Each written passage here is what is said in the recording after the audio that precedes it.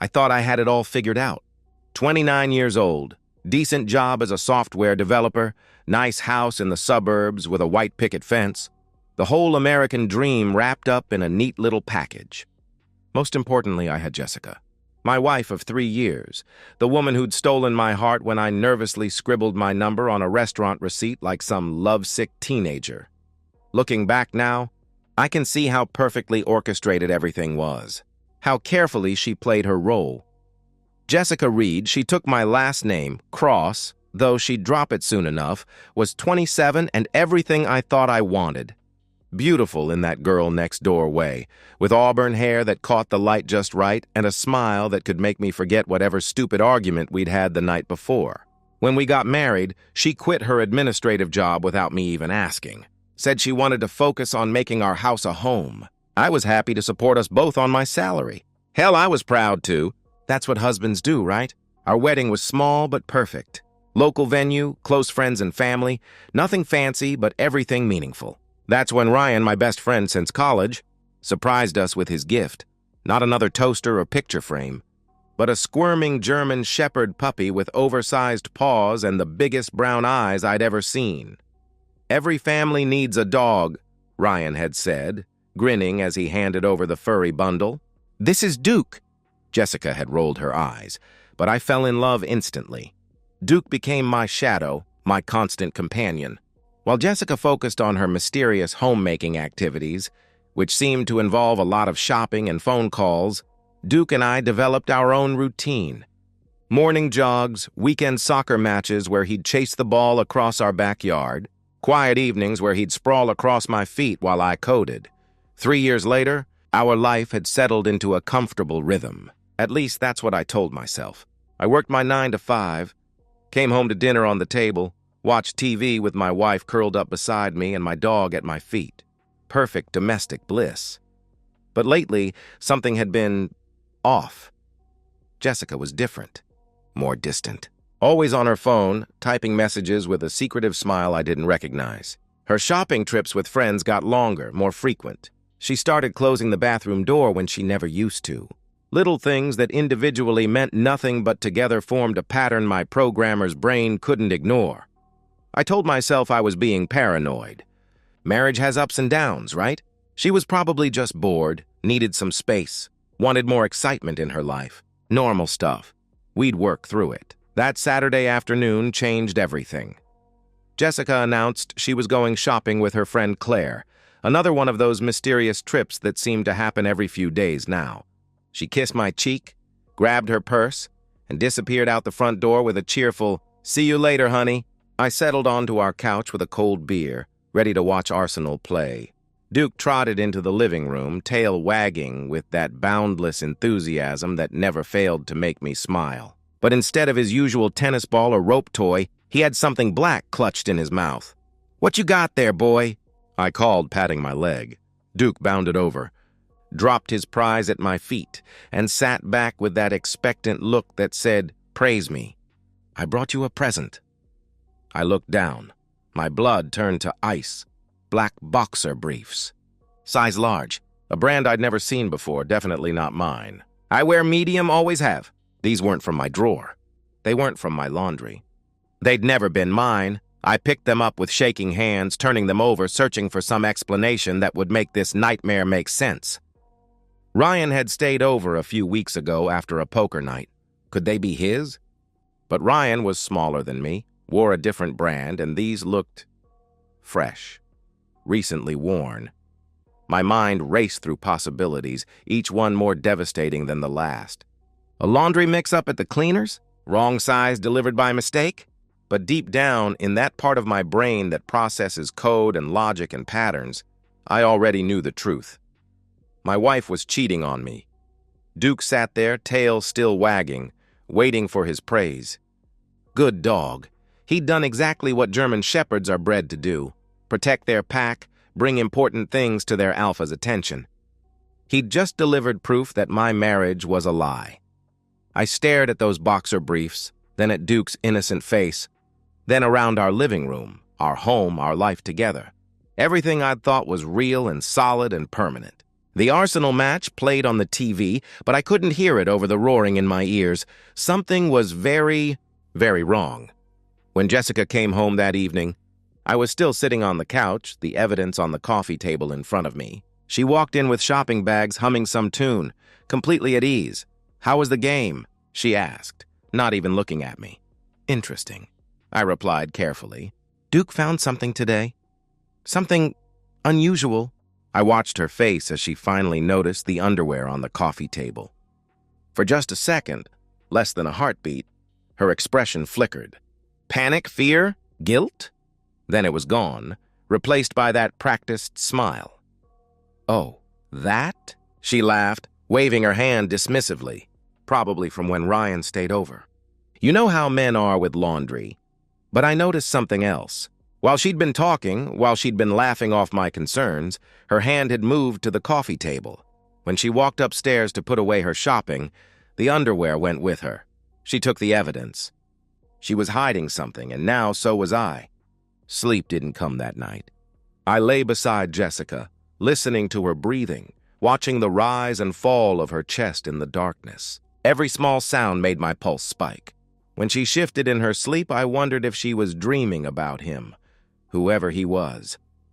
My mind churned through months of small details I'd dismissed. The new lingerie she'd bought for herself, but never wore around me. The way she started keeping her phone face down during dinner. The late-night texts she explained away as work drama from a job she didn't have. The sudden interest in going to the gym, coming home flushed and energetic in a way that had nothing to do with exercise. How long had I been blind? How long had I been the fool? When Jessica finally stirred Sunday morning, I was already up, making coffee with the mechanical precision of a man going through the motions of normal life. "You're up early," she mumbled, padding into the kitchen in that silk robe I'd bought her for Christmas. "Couldn't sleep," I answered, which was true enough. She wrapped her arms around my waist from behind, pressing against my back in what should have been an intimate gesture. Instead, it felt like a performance, like she was playing the role of loving wife. "Everything okay?" she asked, but I heard the testing in her voice. Seeing if I'd swallowed her lie about Ryan's underwear. "Yeah," I lied back. "Just work stuff." She seemed satisfied with that, disappearing back upstairs for her long Sunday routine of showers and primping and whatever else she did to prepare for another week of deception. I waited until I heard the hairdryer, then grabbed my keys. The hardware store was already busy with weekend warriors tackling home improvement projects. I walked the aisles with purpose, knowing exactly what I needed. 4 wireless security cameras with motion detection and smartphone alerts. Top-of-the-line equipment, small enough to hide, smart enough to catch everything. The kid at the checkout couldn't have been more than 19, probably thought I was setting up basic home security. If only he knew he was selling me the tools to destroy my marriage. I drove home with the cameras hidden in a bag of random hardware supplies, screws, electrical tape, the kind of stuff that wouldn't raise questions. Jessica was still upstairs, blow-drying her hair into submission. I worked fast. One camera positioned near the front door, angled to capture anyone entering or leaving. One hidden in the living room bookshelf behind a row of technical manuals Jessica never touched. One in the guest bedroom we used for storage. If she was bringing someone here, that room would give her privacy from the master bedroom. And finally, the most important one, hidden behind a picture frame on the dresser in our bedroom with a perfect view of our bed. Each camera synced to my phone through an app that would send instant notifications when motion was detected. I tested each one, watching myself on the tiny screen, adjusting angles until the coverage was perfect. Then I deleted my browser history, buried the receipts in the garage trash, and forced myself to act normal. When Jessica came downstairs an hour later, I was reading on the couch with Duke sprawled across my feet. She looked beautiful. Hair perfect, makeup flawless, dressed in jeans that hugged her curves just right. Once upon a time, that sight would have made me forget everything else. Now it just made me wonder who she was trying to impress. "I'm going to Claire's for lunch," she announced, checking her phone. "Might do some shopping after." "Have fun," I said, not looking up from my book. She paused at the door and I felt her studying my face. "You sure you're okay?" she asked. You seem distant. I met her eyes, saw the calculation behind her concern. She was wondering if I suspected anything, if her performance was slipping. I'm fine, I replied with a smile that felt like it belonged on someone else's face. Just tired. She seemed satisfied, kissed my forehead like a dutiful wife, and left. The moment her car pulled out of the driveway, I grabbed my phone and opened the camera app. All 4 feeds showed empty rooms waiting. The motion detection was armed. If anyone came into my house while I was gone, I'd know instantly. Monday morning, I took an extended lunch break and drove across town to the law offices of Klein & Associates. Robert Klein had a reputation as the most ruthless divorce attorney in the county, the kind of lawyer you hired when you wanted to destroy your opponent, not negotiate with them. His office was exactly what I'd expected: expensive furniture, law degrees covering every wall, the smell of leather and ambition. Klein himself was a thin, sharp-faced man in his 50s who looked like he'd smile while ripping your throat out. "What can I do for you, Mr. Cross?" he asked, gesturing to the chair across from his massive desk. I explained the situation calmly. Suspected infidelity, surveillance cameras installed, waiting for concrete proof. Klein listened without interruption, occasionally nodding or making notes on his legal pad. "Smart approach," he said when I finished. "Video evidence of adultery changes everything, especially with a prenup in play. You said you have one?" "Yes," I confirmed.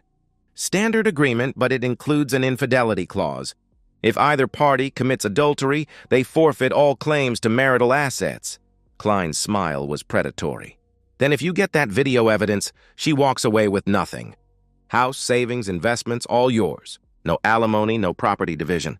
Clean break." "How long would the process take?" I asked. "With solid evidence? 60 to 90 days, maybe less if she doesn't contest. Most cheating spouses don't fight when the evidence is overwhelming. They just want it over quietly." I shook his hand, feeling the first spark of satisfaction I'd had since Duke dropped those boxer briefs at my feet. "I'll call you when I have what I need." "Looking forward to it, Mr. Cross," he replied. I drove back to work, buried myself in code and debugs and the familiar rhythm of problem solving.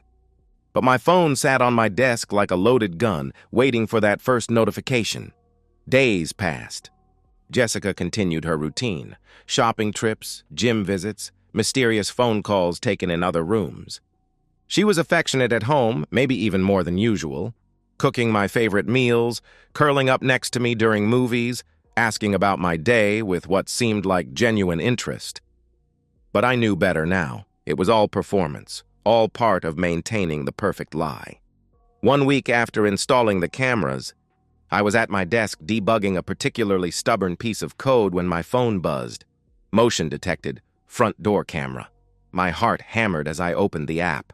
The timestamp showed 2:14 p.m. on a Wednesday afternoon. Jessica should have been at her book club, another one of those convenient excuses that I'd never thought to question. Instead, I watched a man I'd never seen before walk through my front door like he owned the place. Tall, fit, probably early 30s with dark hair and an arrogant smile that made my blood boil. He looked around my living room with casual familiarity, then turned toward the camera with his arms spread wide. Jessica appeared in the frame, moving toward him with a smile I'd never seen before. Hungry, eager, completely unlike the woman who gave me polite pecks on the cheek. She wrapped her arms around his neck and kissed him deeply, passionately, the way she used to kiss me in the early days of our relationship, the way she hadn't kissed me in over a year. My hands shook as I stared at the screen. This was it. This was the proof I needed. But knowing and seeing were two different things. Watching your wife welcome another man into your home, into your life, into your bed. It cut deeper than I'd prepared for. The living room camera caught them pouring wine, settling onto my couch, touching and laughing like old lovers. Then Jessica stood, took his hand, and led him toward the stairs. The bedroom camera would activate any moment. I closed my laptop, stood up on unsteady legs, and walked to my manager's office. "I need to leave," I told him. "Family emergency." He looked up with concern. "Is everything okay?" "It will be," I answered. I drove home with my phone propped on the dashboard, the live feed playing like the world's most devastating movie. The bedroom camera had activated the moment they walked upstairs. I forced myself to watch as they undressed each other with the easy familiarity of people who'd done this before. Many times before, Jessica looked different with him, alive in a way I hadn't seen in months. She laughed at something he said, threw her head back with genuine joy, pulled him onto our bed, my bed, with an eagerness that made my chest feel like it was caving in. Every red light felt like an eternity. My knuckles were white on the steering wheel, but my mind was crystal clear. I wasn't angry anymore. I was beyond anger. I was cold, focused, calculating. The hurt would come later. Right now, I had work to do. Duke was waiting in the living room when I pulled into the driveway 20 minutes later. On my phone screen, Jessica and her lover, I'd heard her call him Brandon, were fully engaged, completely oblivious to everything beyond their stolen moment. I parked quietly, grabbed my phone, and stepped out of the car. The front door was unlocked. I walked inside to find Duke sitting alert in the living room, ears perked, sensing something was wrong. "Hey, boy," I whispered, kneeling down to scratch his head.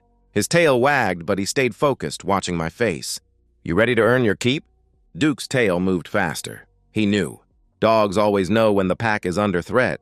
I could hear them upstairs, moaning, bed springs creaking, Jessica's voice saying things she'd never said to me, making sounds she hadn't made for me in years. My jaw clenched so tight I thought my teeth might crack. I walked upstairs with Duke at my heels, each step deliberate and quiet.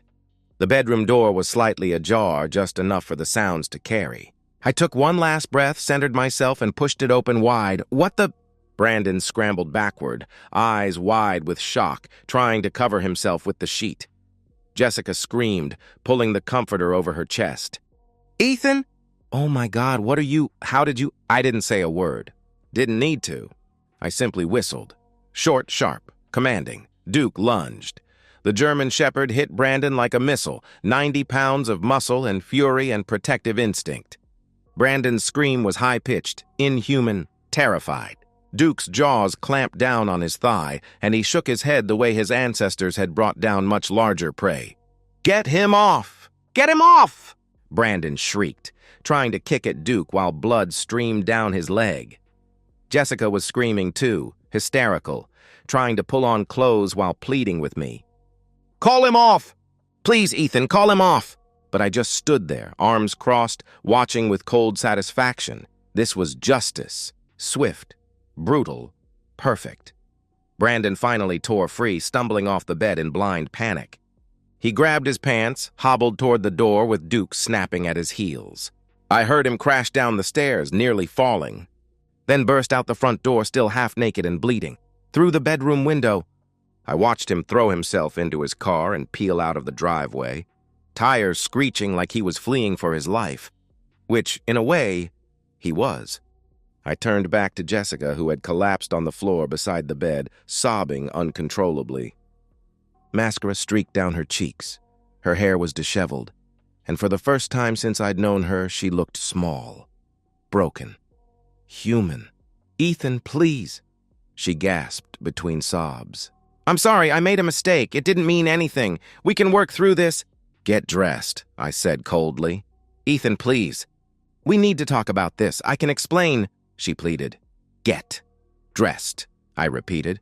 She scrambled to pull on clothes with shaking hands, still crying, still trying to find words that would somehow undo what I'd seen. But there are no words for betrayal this complete. No explanation that could repair trust this shattered. I walked downstairs with Duke trotting beside me, tail wagging proudly. Good dog, very good dog. He'd done exactly what German shepherds were bred to do, protect the pack from threats. 5 minutes later, Jessica appeared at the top of the stairs, fully clothed but looking like she'd aged 10 years in the last hour. "Ethan, please," she tried again, her voice hoarse from screaming. "We can work through this. I love you. I made a terrible mistake, but we can—" "Get out," I said simply. "What?" she asked, her voice barely a whisper. "Get out of my house! Where am I supposed to go?" she cried. I opened the front door, cold November air rushing in. "Not my problem." Jessica stared at me like she couldn't believe this was happening. Like she'd expected tears, pleading, maybe a fight where she could twist the narrative and make me the villain. Instead, she found ice, steel, a man who'd already moved past forgiveness into pure, calculated justice. "Ethan, please, don't do this. I have nowhere to go. My family," she sobbed. "Should have thought of that before you brought your boyfriend into my house," I replied. She sobbed, stumbled toward the door, still trying to find some combination of words that would change this reality. But I was done listening, done believing, done being the fool. I closed the door behind her and locked it with finality. Through the front window, I watched her collapse on the lawn, crying hysterically, fumbling for her phone. I didn't open the door. Instead, I turned to Duke and pulled a treat from the jar. "Good boy, Duke. Very good boy." He chomped the treat and leaned against my leg, solid and warm and loyal. The best friend I'd ever had. The only one who'd never lied to me. "We're going to be just fine," I told him, scratching behind his ears. For the first time in weeks, I actually believed it. My phone rang an hour later. Jessica's father, Martin Reed, his voice booming with righteous indignation. "What the hell did you do to my daughter?" he demanded. "She showed up here hysterical, saying you threw her out over some minor disagreement. You have no right to—" "She told you it was a minor disagreement?" I interrupted, keeping my voice calm, almost conversational. "Yes, and you have no right to throw a woman out on the street over—" he continued angrily. "She was cheating on me, Martin," I said simply. "I caught her in our bed with another man. I have video proof." Silence. Heavy, stunned silence that stretched for long seconds. "What?" he whispered. "Check your email." "I'm sending it now," I replied. I hung up and immediately forwarded the footage. Jessica kissing Brandon at the door, leading him upstairs. The bedroom scene in all its undeniable detail. I included timestamps, dates, everything a father would need to see the truth about his daughter. 10 minutes later, Martin called back. His voice was quiet now, defeated, ashamed. "Jesus Christ, Ethan. I had no idea." "I'm so sorry," he said. "She manipulated you," I replied. "Just like she manipulated me for months. Maybe years. She's not staying here," he said, his voice hardening with disgust. "I won't have a cheater under my roof. She can find her own place." "Good," I answered. "For what it's worth, son. You deserve better. You always did," he added quietly. The line went dead. I sat in the silence of my house, truly my house now, with Duke curled up beside me on the couch. For the first time since finding those boxer briefs, I felt like I could breathe. The betrayal had cut deep, deeper than I'd thought possible. But I hadn't just survived it. I'd dismantled it piece by piece with precision and irrefutable proof, and I wasn't done yet. Jessica tried calling 17 times that night. I blocked her after the third call. She sent emails, text messages, desperate pleas that I deleted without reading. Her tears didn't move me anymore. Her apologies fell on deaf ears. She'd made her choice when she brought Brandon into our home. Now she could live with the consequences. The next morning, I called Robert Klein. "I have the evidence," I said simply. "How clear is it?" he asked. "Crystal." "Video footage of her bringing him into our house, bedroom footage of them together. Timestamps, dates, everything." "Outstanding," he replied. "I'll file the papers today. With evidence this solid, we can fast-track the proceedings. She won't contest. Trust me, no lawyer will advise her to fight this." "How soon?" I asked. 60 days, maybe less. We'll invoke the infidelity clause in your prenup. She gets nothing. No house, no savings, no alimony. Clean break." I smiled for the first time in weeks. "Do it." Jessica's attempts to reach me became more desperate over the following days. She showed up at my office, but security escorted her out. She tried approaching me at the grocery store, but I simply walked away. She even sent her mother to plead her case. But I told Mrs. Reed exactly what I'd told her husband. "Check the footage, see the truth. Then ask yourself if you'd want your son married to a woman like that," I said. The paperwork moved through the system with mechanical efficiency.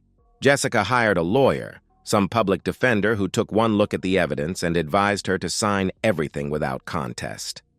Fighting would only drag out the humiliation, cost money she didn't have, and accomplish nothing. The video evidence was overwhelming.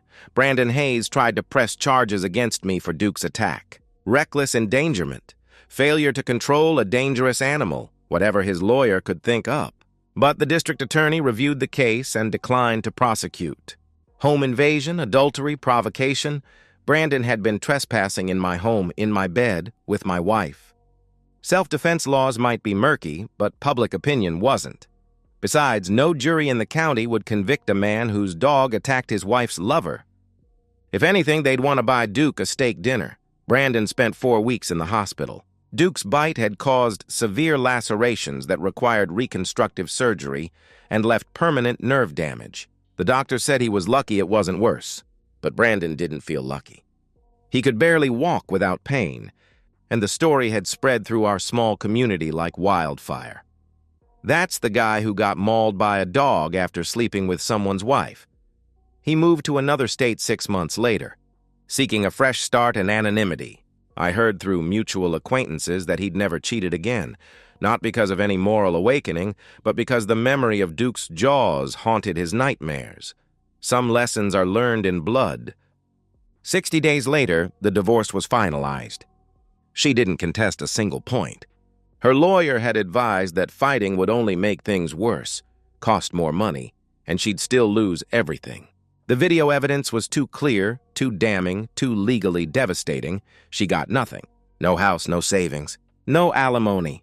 The prenup I'd insisted on 3 years ago, the one Jessica had signed without reading carefully because she trusted me, because she loved me, because she never imagined it would matter, had an ironclad infidelity clause. Adultery voided everything.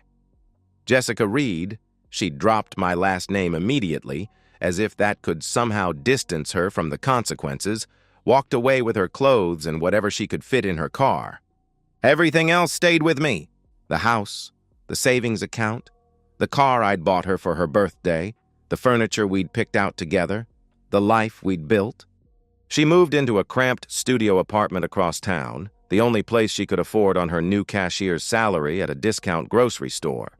It was the only job she could find without references, without a recent work history, without the connections she'd burned when the truth came out. Her parents wouldn't speak to her. Her mother had called once, 3 weeks after the divorce was final, voice broken with disappointment. "How could you do this to him?" "To us," she'd cried.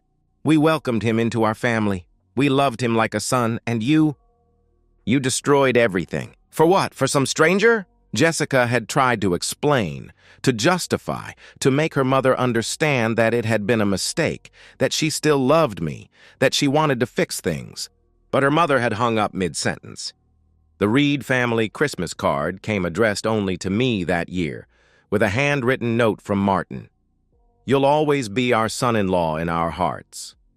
Jessica's old friends distanced themselves quickly. The video had leaked somehow. I genuinely didn't know how, but small towns have big mouths and everybody knows everybody. She became a cautionary tale the woman whispered about in grocery store aisles and coffee shop lines. That's her. That's the one who cheated on Ethan Cross, with his dog in the house and everything. Can you imagine? Women looked at her with disgust or pity. Men looked at her like damaged goods, wondering if she was available for casual encounters, but nothing serious. Who could trust a woman who'd betrayed a husband like that? She tried reaching out to me once, 3 months after the divorce was finalized. A handwritten letter slipped under my door while I was at work. "Ethan, I know you probably won't read this, but I had to try. I'm sorry. I was stupid and selfish, and I threw away the best thing that ever happened to me. I miss you. I miss Duke. I miss our life together. I know I have no right to ask, but could we talk? Just once? I can explain everything if you'll let me. I still love you." Jessica read it once, tore it up, and threw it in the trash. Then I blocked her new number and had my lawyer send a cease and desist letter. She didn't contact me again.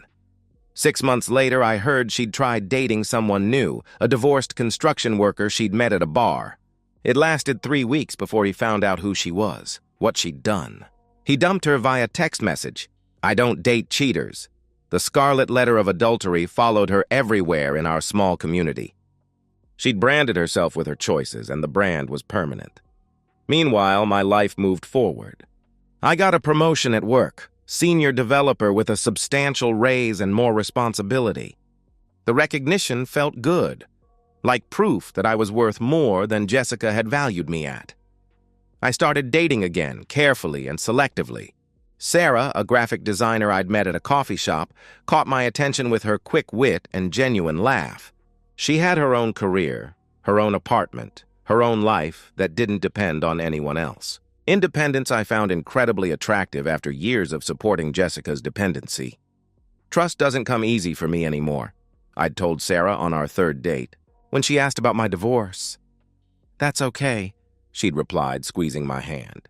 Good things are worth waiting for. Sarah loved Duke, which was non-negotiable for me. She'd throw tennis balls for him in the backyard, scratch behind his ears while we watched movies, bring him treats from the pet store. Duke approved, which meant everything. Ryan still came over for beers and soccer matches just like old times. But now he brought stories of Jessica's continued downfall, the 2 jobs she worked to make rent, the studio apartment with thin walls and noisy neighbors, the social isolation that came with being known as the town's most infamous cheater. "You feel bad for her at all?" Ryan asked one evening, nursing his beer while Arsenal dominated on the TV. I considered the question seriously, watching Duke chase a tennis ball across the backyard through the kitchen window. "No," I answered finally. She made her choice. She chose to cheat instead of talking to me about whatever was wrong. She chose to bring him into our house, our bed. She chose to lie to my face for months. Every consequence she's facing now she earned. Ryan nodded. "Best wedding gift I ever gave you, huh?" he said, gesturing toward Duke, who was now sprawling contentedly in the evening sun. I laughed. Real, genuine laughter that felt rusty from disuse. "Damn right. We toasted with our beer bottles."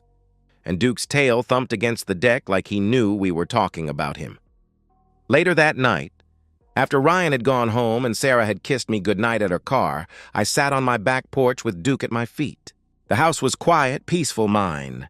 No more lies, no more deception, no more wondering what Jessica was really doing when she said she was going shopping. I looked at my reflection in the kitchen window. Older, harder, wiser than the naive man who'd trusted blindly 3 years ago.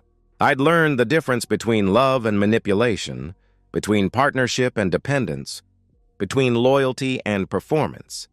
Jessica had taught me valuable lessons, though not the ones she'd intended.